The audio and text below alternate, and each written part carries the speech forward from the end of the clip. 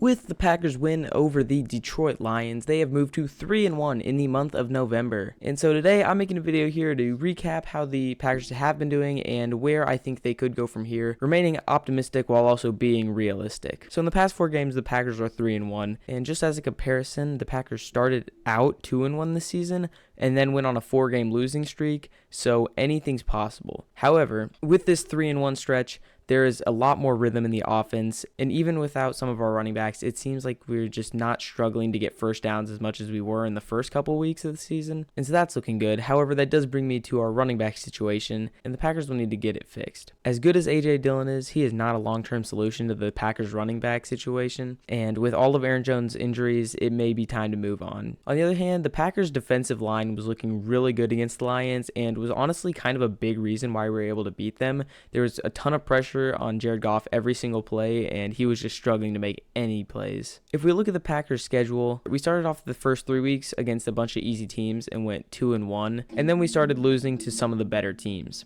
However, these past 3 weeks, we've actually beaten some pretty decent teams in the Lions and the Chargers, and the week before that, losing to the Steelers. So this 3-1 record is a little bit different from the 2-1 record at the beginning of the season, and that makes me hopeful that we could start winning a couple more games. If we look at the future schedule, the Packers will be playing the Chiefs next week, which will be a very tough game to win, and I'm not expecting the Packers to win, but you know what? Anything's possible. After that, they play the Giants, which should be a pretty doable game, and I think the Packers could come away with the victory. Following that's the Buccaneers, and that'll be a tough game. It's kind of like a 50-50. The Buccaneers have not been looking too great as of recently, but also with the Packers' inconsistency on the season, I don't know how they'll be doing at that point. After that is the Panthers, and the Panthers are 1-10 right now, and the Packers, as much as it pains me to say, the Packers could be the team to lose to this team, but I still think they'll win. Following that is the Packers versus the Vikings.